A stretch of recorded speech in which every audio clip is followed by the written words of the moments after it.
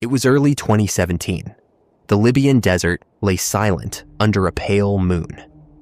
Cold wind brushed across endless dunes where nothing moved except a handful of men hiding in the sand. 12 ISIS fighters, exhausted and starving, crouched around a dying fire. Their rifles were worn, their food almost gone. But in their minds, the war wasn't over. They whispered about revenge, about the strike they would make next. None of them knew that far above, death was already on its way. At 35,000 feet, 3 dark wings drifted through the upper sky.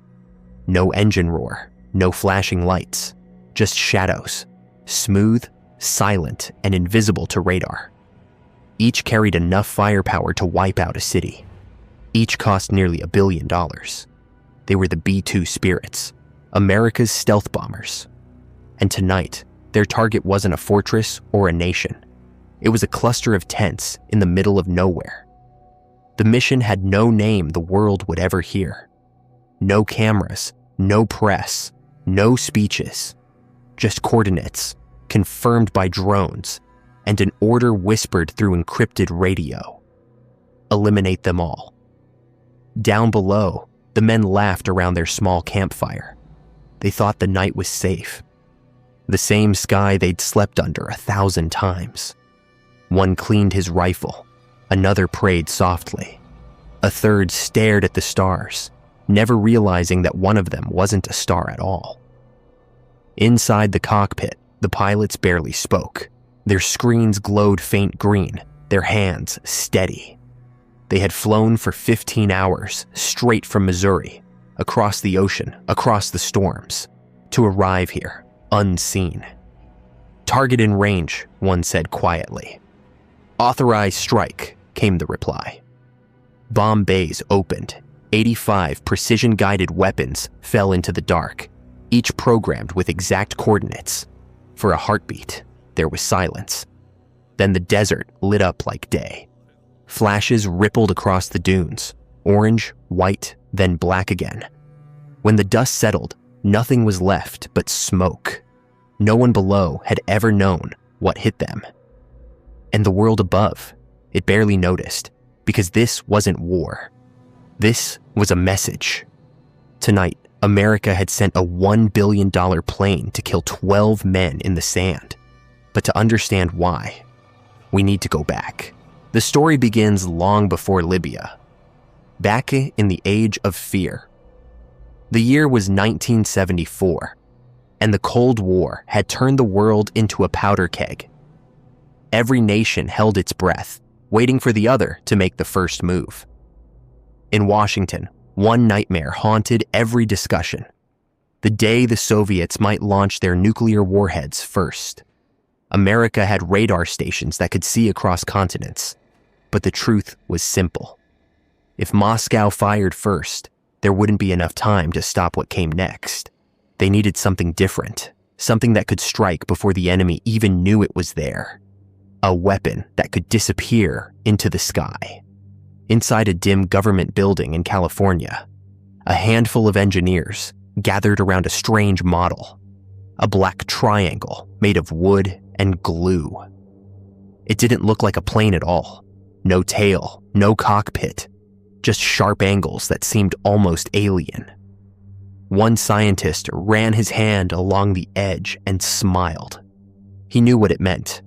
By shaping a plane this way, it could scatter radar waves instead of reflecting them. To enemy radars, it would be almost invisible, a ghost in the sky. That idea was priceless. The US government moved fast. DARPA, the Defense Advanced Research Projects Agency, sent out a secret challenge to the nation's top aviation companies.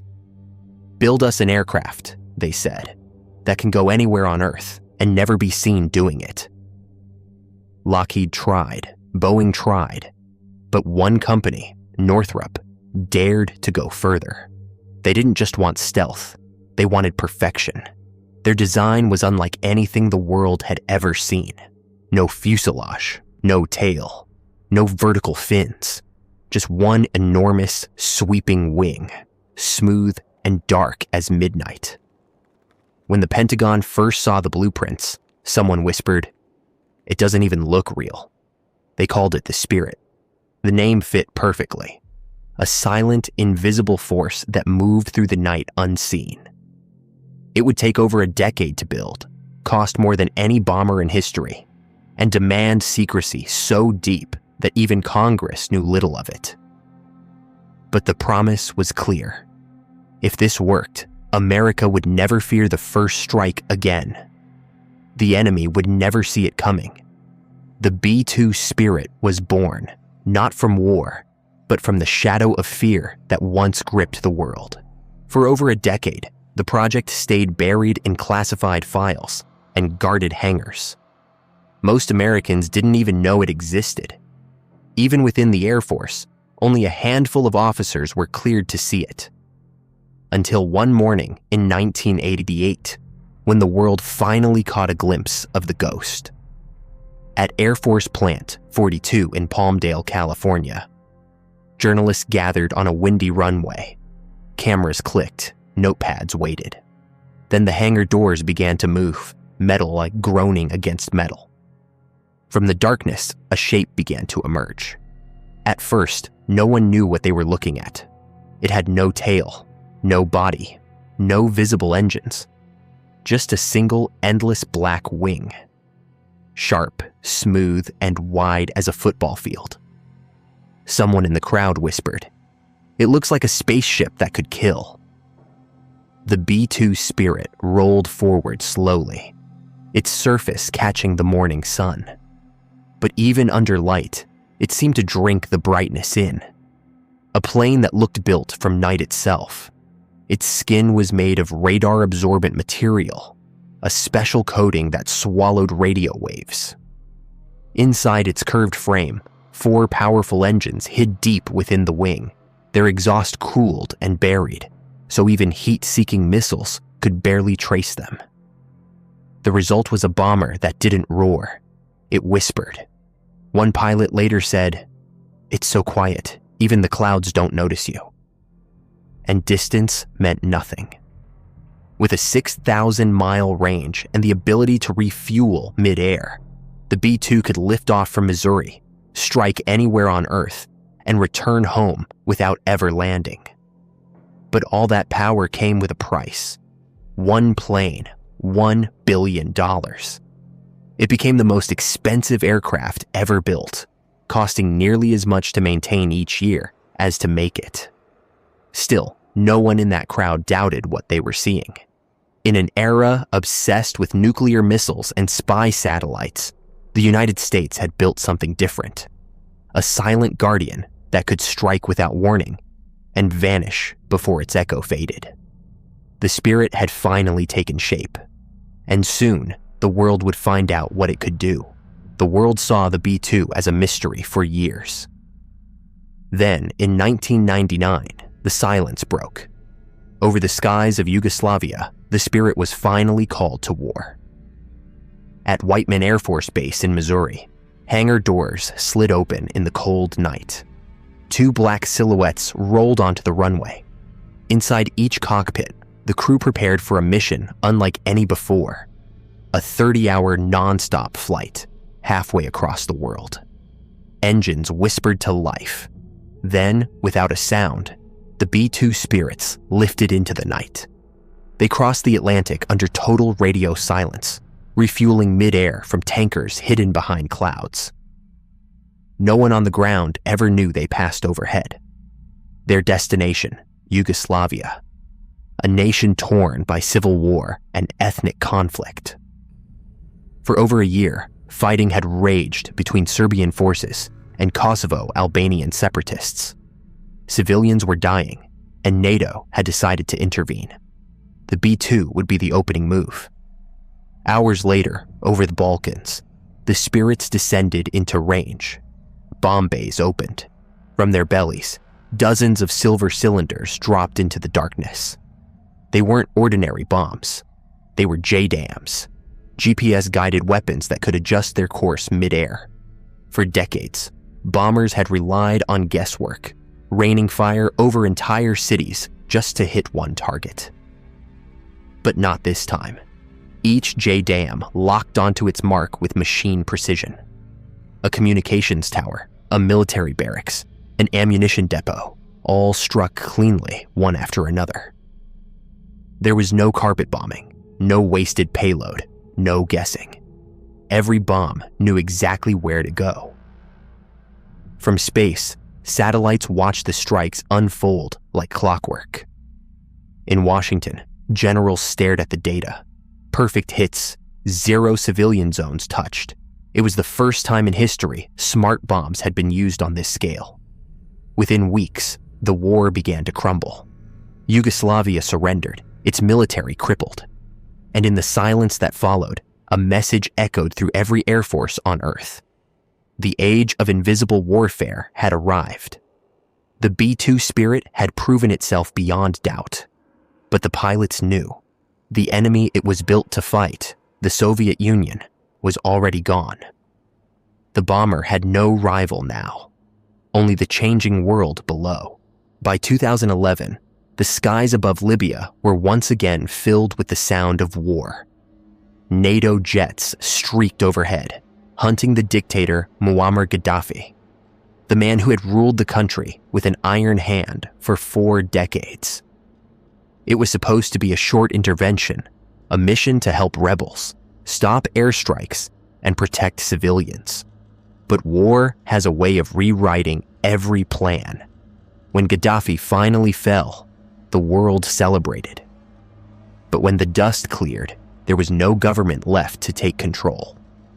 Libya broke apart overnight. Tribes claimed cities. Warlords claimed oil fields. And in the middle of the chaos, a familiar shadow began to rise: ISIS. At first, no one believed it. The Islamic State had already been crushed in Iraq and Syria. But in the ruins of Libya, the group saw a chance to begin again. They crossed the sea, set up new camps, and raised their black flags above the coast. They weren't hiding in caves anymore, the narrator says. They were building a caliphate by the sea. Libyan towns became battlegrounds. Mines lined the roads. Snipers watched from shattered rooftops. And entire neighborhoods turned into kill zones. Western allies tried everything. Drones circled for days, scanning every heat signature. Jets dropped guided bombs from high altitude. But every time they struck, the fighters scattered like smoke, melting into the sand, only to reappear somewhere else the next day.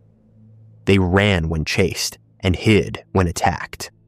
The US military called them squirters, fighters who slipped away just before the hammer fell. By late 2016, intelligence officers were tracking one final ISIS pocket, a group of barely 100 men hiding deep in the Libyan desert. No tanks, no defenses, no civilians nearby. Just sand, wind, and a few tents. But even so, they were dangerous. If left alive, they could start the war all over again. The United States needed a strike that would erase them all, in one clean sweep. Something powerful, something unseen, something that could end a war in seconds. And that call would soon wake the ghosts in Missouri. It was the early hours of January 2017 at Whiteman Air Force Base, Missouri. Outside, snow drifted across the runway, quiet and untouched. Inside the command center, a single secure phone line lit up red. The message was brief and classified. Mission code name, Lightning Strike. Target, an ISIS encampment, deep in the Libyan desert. Estimated fighters, a little over a dozen. Objective, total destruction.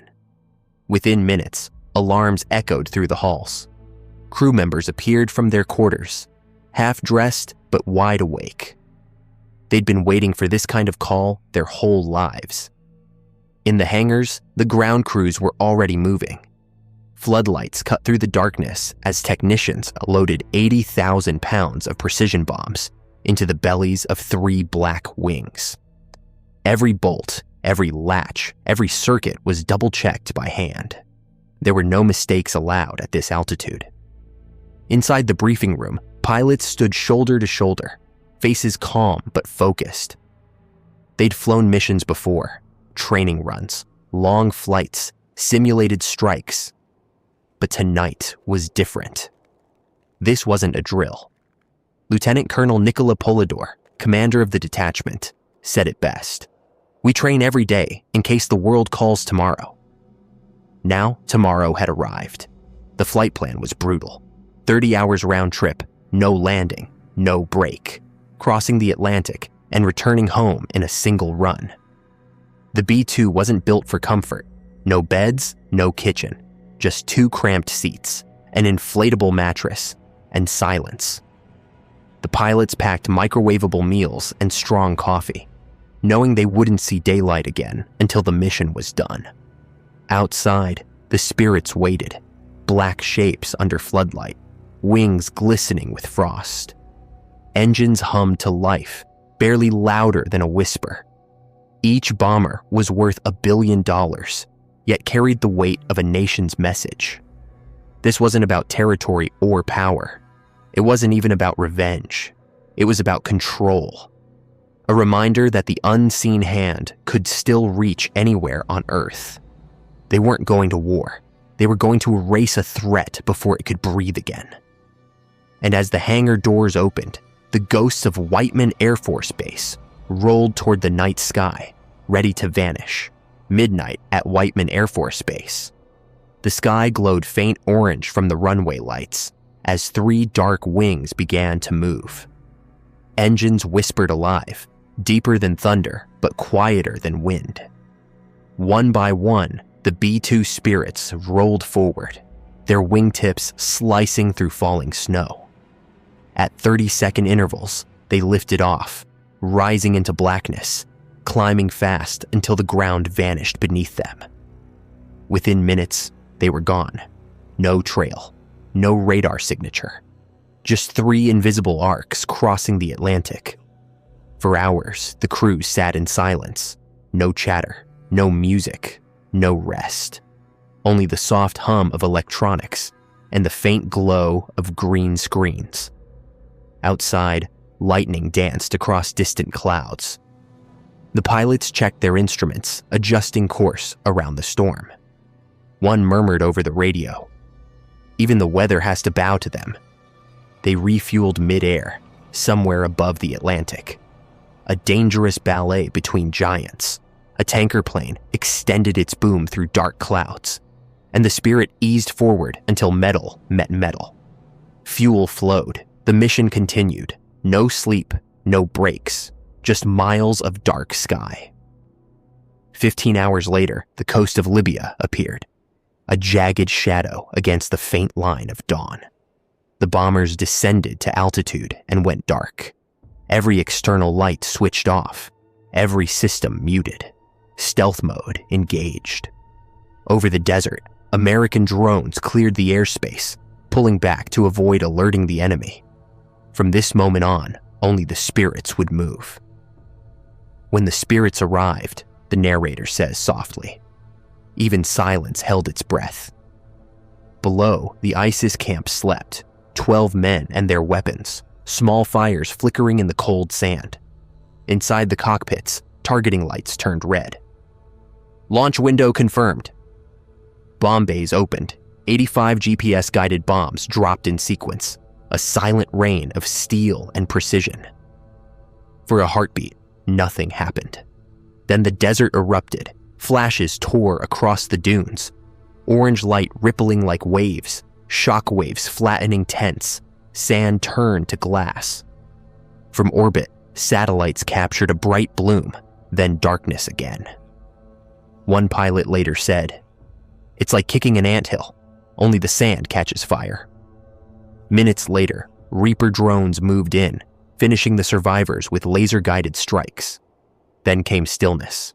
No voices, no movement. At the command center, one line appeared on the screen. Mission success confirmed. 34 hours after takeoff, the ghosts began their long journey home. 34 hours after takeoff, the first B-2 Spirit touched down on the frozen runway at Whiteman Air Force Base. Its landing lights sliced through the early dawn mist, followed by the other two bombers minutes later. Engines cooled, bomb bays empty. The ghosts had returned home. When the crews stepped out, they were exhausted, faces pale, eyes sunken but calm. No celebration, no cheers. Just a quiet pride that came from doing what few could ever imagine. Inside the base canteen, tables were already set. Steak, eggs, and cold beer. The traditional reward after every marathon mission. They had earned every bite. A few hours later, the Pentagon confirmed the strike. 85 enemy fighters eliminated. No civilian casualties. Mission success, total and complete. But outside military circles, the world was puzzled. Why had America used a $1 billion stealth bomber, one of its rarest and most expensive weapons, against a handful of men in the desert? Newspapers debated it. Was it strategy or spectacle? Some analysts said it was a show of power, a reminder to every rival nation watching that the US could strike anywhere, anytime.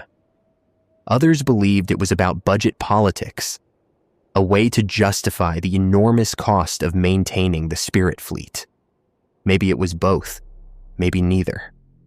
What mattered was the message the world received that night, that even decades after the Cold War, the most advanced bomber ever built could still take off, fly halfway around the planet, and erase a threat before the enemy even looked up. Whatever the reason, one truth remained. The ghost in the sky still hunts. Decades after its first flight, the B-2 Spirit still rules the night sky. Quiet, patient, deadly. Its outline has become a symbol, not just of technology, but of a kind of power the world can feel, even when it can't see it. Every few years, the spirits rise again. Silent wings vanishing into the clouds, striking in the dark, and returning before dawn. No warning, no trace, only the aftermath.